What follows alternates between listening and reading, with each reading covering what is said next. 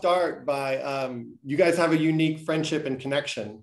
And I'm curious, just as we begin, what's the scientist and a filmmaker? How do they initially come together?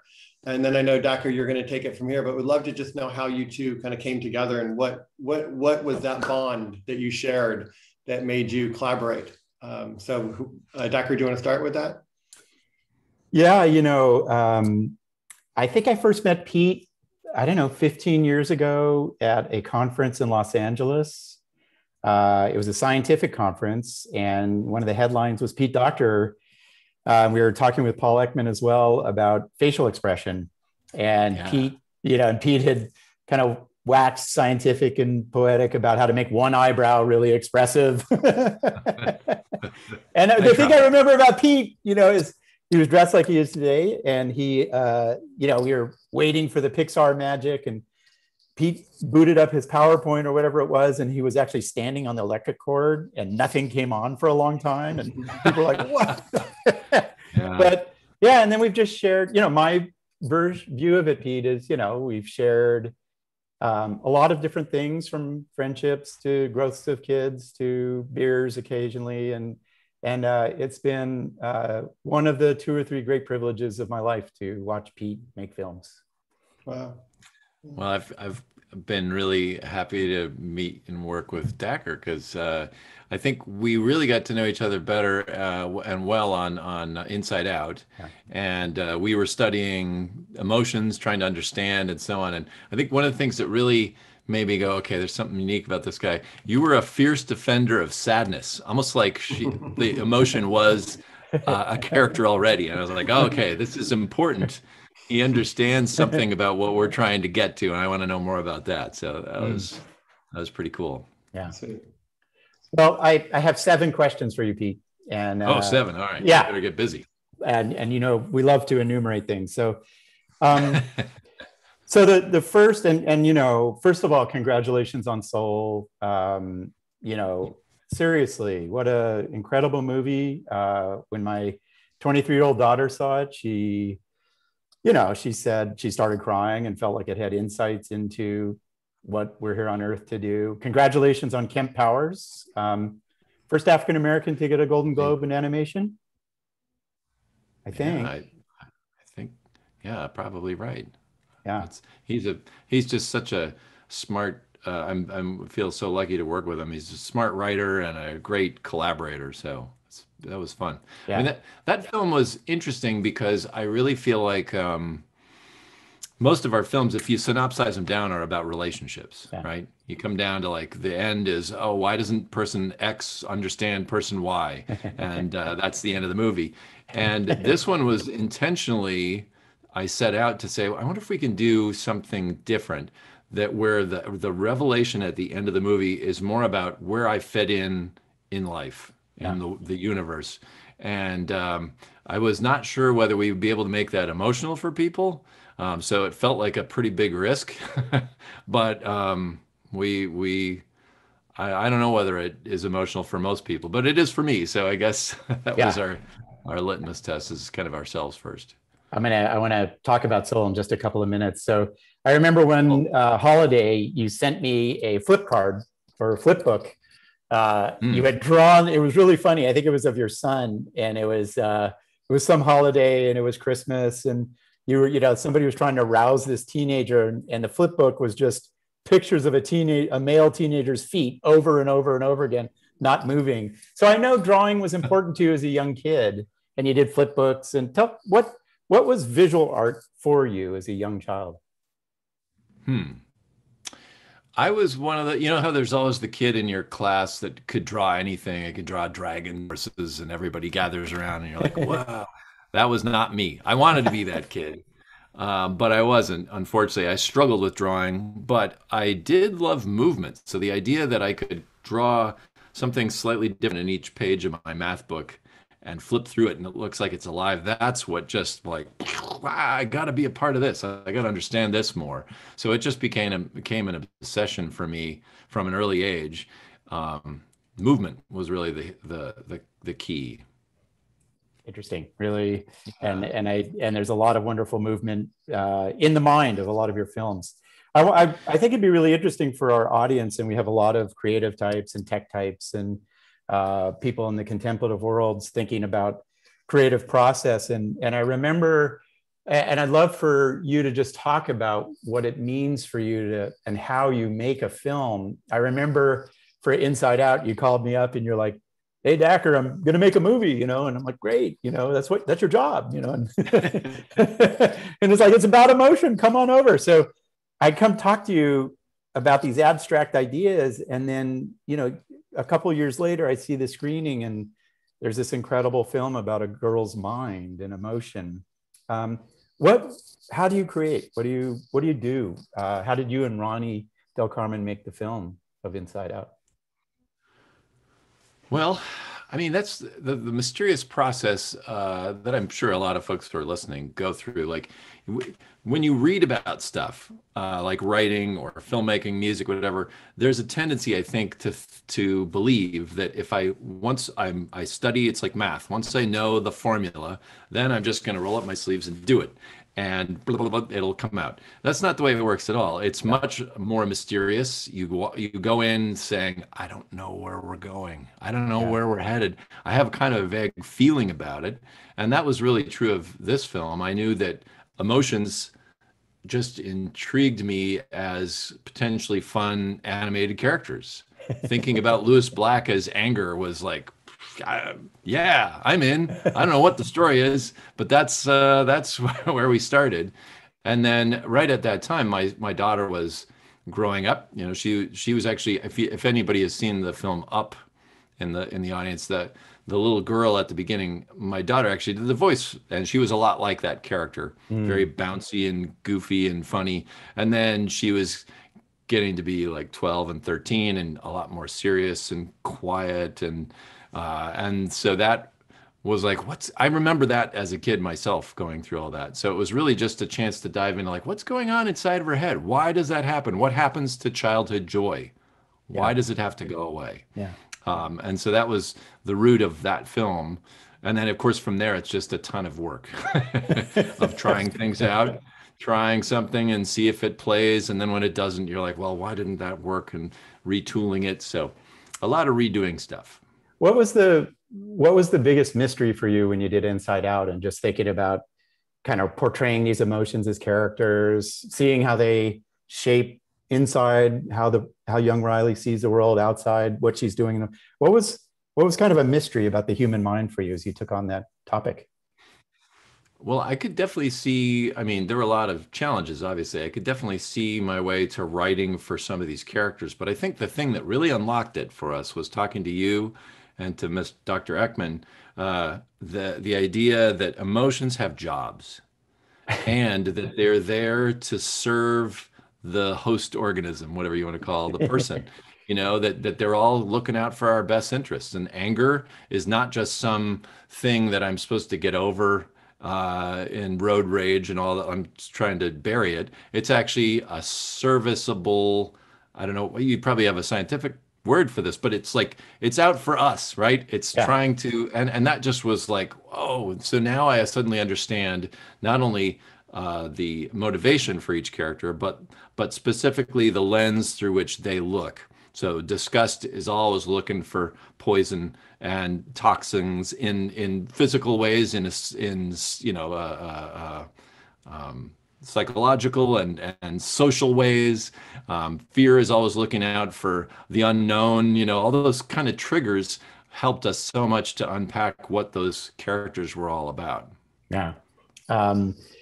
I know, I can tell you, Pete, being a little bit in the world in education, I am getting almost daily emails from people about how Inside Out changed how they view emotion. So congratulations. Why Soul? After you got the Academy Award for Inside Out, you disappeared, I think, a little, and you were kind of thinking about the next film, and then I started to hear rumblings, and then Soul. What moved you to do something about the human soul? Well, I've been lucky enough to have this passion for animation since I was a kid. And I've really poured everything into that, to the point where I guess though I would never have said this intellectually, I sort of felt like if I can achieve certain things in my head, that I will fix everything in my life, right?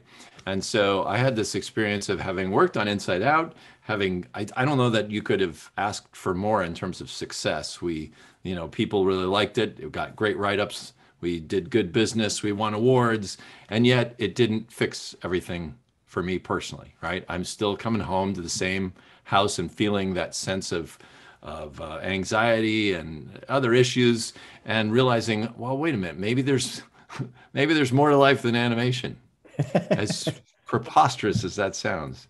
So it was really an investigation into and I know this sounds pretty, I don't know what, it sounds a little weird to say, but the idea that soul could be about what's life all about. That's where we started. And just an investigation into what are we meant to do with our limited time that we have here? What's the best way to live? Is there such a thing? Are we born with a destiny and a purpose? Because everybody feels like they kind of have their own thing. How does that all work? So that was what we were trying to unpack. If and you have to forgive me because I'm a psychologist, so I get to ask questions like these. Cool.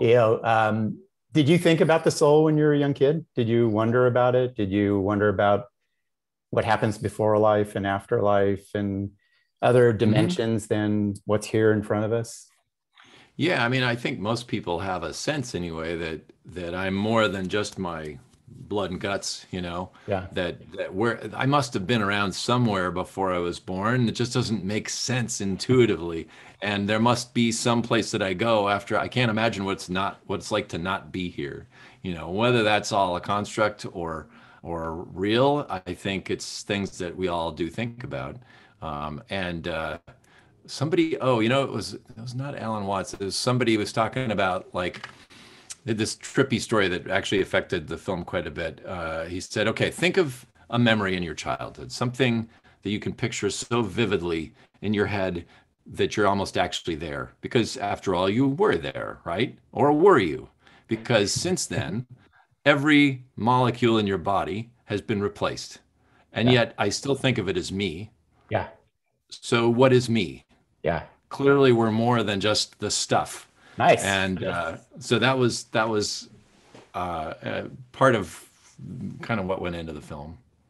And I know you do a lot of research, and I was hearing from some of the other, Michael Fredrickson and others who are working with you on Soul, and I dropped by once or twice. You were talking to all kinds of different scholars, and what sort of, as you thought about how you would give our culture in the 21st century a visualization of the soul, if you will, or your thinking about it, what were some of the ideas that shaped that process or that thinking? Well, one of the first things we did was to talk to as many religious consultants. We spoke with rabbis and priests and pastors, people in Buddhism, Hinduism, trying to get a sense for how different traditions saw the soul. I think one of the other things that was very pivotal, getting back to what I was talking about earlier, was just philosophy, high school philosophy class, thinking back to essentialism, Yeah. Plato, Aristotle, nihilism, existentialism, all those good things, and they're both, I think, from their own angle, talking about the same thing, which is what's the deal? Why are we here? What's the purpose of it all? And so that's kind of where we started. I was astonished watching the movie, and I want to see if we can sort of tap into some of your secrets or how this worked. When you look at, and when I visited your team and talked about awe, in fact, and, talked about how awe, I actually think when you look at how Walt Whitman or Emerson or Margaret Fuller or some of others who really think about awe, they really are talking about the soul in some sense. Man, this is the stuff that is animating my DNA, that when my cells change, it's still there. And you and I talked about, and your team, some of these amazing sources of awe, like near-death experiences, which very much look like the great beyond, of people really report there's a team at Virginia gathering narratives of near-death experiences, and it just is like that. Like you really feel like you're moving towards this bright force. We talked about nature and cities and urban design and aesthetics and the like. Epiphanies are a big source of awe. And what I was really struck, and I honestly, I had to watch it 2 or 3 times just to see like what in the world is Pete Docter doing, because you go into the mind of this character, and there are these interesting dimensions of experience, right? You're taking on one of the hardest questions of like, what in the mind is the soul or awe? How did you approach that? When you first, like, I love how the main character, when he first lands and gains consciousness as soul, is really tiny, which kind of fits how people describe these religious epiphanies, is like, whoa, my self disappears and there's that little tiny character. But how did you think about the metaphysical being on a 2-dimensional screen? Well, we did read a lot of near-death experiences and try to get our heads packed around that. What do you make of it? What struck you about that? Well, there were a lot of consistencies. So you go like, how is it that if this is all just made up or culturally influenced, how is it that so many people have so similar descriptions of it? And not everything's identical, but there is a lot of that sort of feeling of peace drifting towards what looks like a bright light. So we were like, all right, we played around a lot, and really this is part of the fun of working at a place like Pixar, is you have these amazing artists, and I will tell them, here's the scene, this is what we're looking for, and they just come up with amazing stuff. And there are a bunch of different approaches we could have taken, but we really wanted to make sure that it played into those expectations, so people would understand quickly what we're talking about, because you're going along, the movie's happening, and there's this character, and he finally gets a gig, and then he falls into a hole, and then suddenly we're in some black space. We wanted people to put it together themselves as to what we're talking about and where we are. So that was important. I will say, and you brought up the awe of it. I felt like one of the key images for me as we were starting to put the film together was standing under the stars. And I think everybody's had this experience of standing and just seeing and even that is a small, tiny little pinprick of existence, which we look at. And I've had 2 experiences. One is feeling utterly small and completely insignificant in the face of all that. And then I've also had a feeling of connection, of feeling like I am part of something massive and big and mind-blowing. And the difference between those two is a mystery. And so part of why we wanted to talk to you was just that sense of awe. I felt like, okay, this is integral to the film. How do we evoke that for because the whole point, of course, of making movies is to get audiences to feel, and you're trying to get them to feel different things. In a horror film, obviously, you want to evoke fear, and humor. That's a comedy. So in this film, I knew awe was going to be something I wanted to trigger for people, and we were just interested in knowing, like, what are those triggers? What makes people feel awe in the way that I do when I stand and look up at the night sky? It's interesting how, when you look at the literature on awe, there is, and in particular in mystical awe, there's this great tradition of mystical writing that, Julian of Norwich, 14th century, 13th century. And one class of them is, like you said, is, feeling totally insignificant and meaningless. The other is transcendently connected. Do you think this movie in some way is about mysticism or mystical experience? It's interesting how I found the stuff in New York City to be transcendent, just like, just was so radiant and illuminated, just like a spiritual experience in some sense. How do you think about this interesting kind of the spirituality side, the mundane side? What do you make of it? The first draft of the film was, I thought, going to be set entirely in the great before. So it was going to be all, in fact, we had a soul show up there, and he's like, wait a minute, I don't know why I'm here. I don't know who I am, but I know I'm not a new soul. I've already been to Earth. What's going on? And so it was like a amnesia, kind of coming to, piecing his life together, and then carrying that, passing it on to this unborn soul to convince her as to why, or it, as to why the soul should go to Earth. As the film developed, we realized, you know what, if we're going to talk about the value of life, we got to be set on Earth. So, and that was also something really striking about all the study we did in religion and other traditions of so much of what we think about spiritual and, well, especially religious tradition is the cliche is like we're preparing ourselves for the next life or whatever. But I think if you really investigate it, most of it has to do with like what's going on right here, right now, today, in front of me, and how am I going to react to that? And so much of what Soul tries to talk about, which I'm still kind of crappy at, is just being in the present right now, and that's enough. I'm not planning ahead to dinner, which is, my head's always going to the next meal. But so much that I miss so much by thinking ahead like that, you know. And that's the downside to being imaginative, I think, you know, for people who live in their own heads a lot. You're not present. You're not really the recipient of all the great beauty that's around us at any given moment. Yeah. I will say although you may be in your head a lot, you sure are giving a lot of present joy to a lot of people out there. I want to ask you about your experience of the conversations around the film. One of the things that really struck me, you know, is I'd been hearing Pete's new movie was coming out, and that's always what's happening at Pixar's.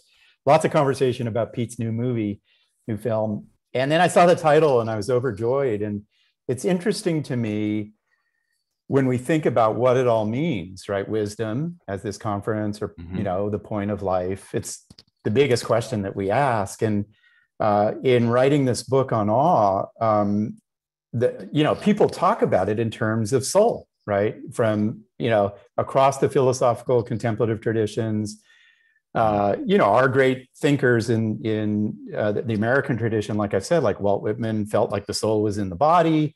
It was just like how we talked about it, and then it fell out of conversation, right? And when I teach at Berkeley about happiness and the point of life, and get students to engage in that, it's really awkward for me to use that word soul, right? Like, because how do you measure it, or et cetera?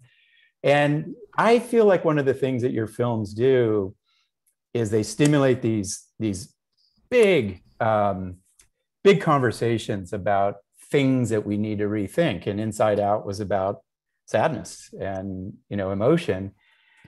And Soul is about soul. And I'm just curious, what has it been like for you to be part of a conversation about the soul?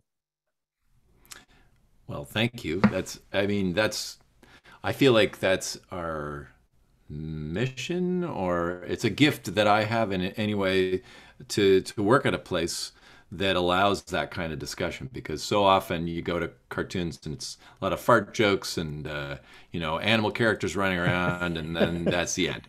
And so that they're able to humor us by letting us look into this stuff is kind of near miraculous in a sense. And it's been a joy. I think one of the things about the word soul that we discovered along the way, and this was in large part thanks to really a lot of learning from African American culture and understanding that soul, like I always thought of soul as like ethereal, non-physical, ascendant. You know, it's like the bare essence of who I am. And then there's another way of reading the soul, which is like getting your fingers into the dirt, returning to home, and soul food, soul music. It's about pain and experience and all that. And I love that there's that tension built into the word, because I think that's exactly what we're talking about in the movie. Nice. Awesome. I am not sure how much more time we have, but I still have a couple of questions. Soren, I think we have time for one more question. We're going to end at the hour. So if you want one more question before 3 p.m., go for it. All right. By the way, Pete, you just gave me goosebumps. Just the idea of soul being in the earth and sky, lifting up that's cool. That's really cool. I want to ask you about Pete Docter and story. You hinted at it early, films are about relationships, but I want to press you. I remember at the opening of Inside Out, which you invited me to come to in Hollywood, and I was sitting there. It was spectacular. I was sitting there, and there was this particular moment where I was sitting next to a middle-aged guy like me, and in the front, in front of me was a 4-year-old boy. And as the movie unfolded, the 4-year-old boy, like when Bing Bong disappears, he stands up and he goes, "Not Bing Bong," and he's sobbing, And at the end of the movie, when the family embraces, the dad's like next to me, the middle-aged dad is like sobbing. "I didn't know emotions mattered so much. I know how to talk to my daughter." And so I was like, that's Pete Docter. He can tell a story that works for 4-year-olds and middle-aged guys. So how do you do it? Well, I don't know. There's not really an easy answer to that question. I think, we start appealing mostly just to ourselves. Like, if I'm going to work on this film for 4 or 5 years, better be something inherently interesting about it, that makes me want to come to work every day and start really diving deep about, into this. And yet, as we are working on the film where our kids are going to watch it, I think one of the keys to that is making things visual. Language is complex, and it's almost like, well, I was going to use a computer analogy. Like, if you code at all, you're actually using a language which is talking to some other deeper root code, which is ones and zeros and stuff. And I think language is like that. It's a communication up here, and to get to like the deeper core stuff, you got to use music and you got to use visuals. And so if I were to tell you the story of Inside Out, and I got a lot of this when I would, early on, I'd tell people, okay, here's the story. And they'd look at you like, I don't understand. B, there's no way kids are going to get that. But if you show it to them, then that's a whole different thing. And that gets back to my initial thing of movement. It's not just like movement for movement's sake. Everything that moves has a specific reason. And unpacking that and understanding what this movement represents. If this character was trying to get over here, but now there's this in the way, how does, that's the story right there. Yeah. Pete, thanks for moving us all, man. Good to see you. Thank you. That was fun. Thank you both so much. That's awesome. Cool. Thank you. Really appreciate your time. And next time we'll try and get more time for you. This is such a rich conversation. And Pete, you have so much to offer. I think when I had emailed you originally, you're like, sure, if you think I have any wisdom to share. And I think you do. So really appreciate it. Thank you. Cool. Thank you. Good seeing you, Pete. Nice seeing you, Soren. Good to see you.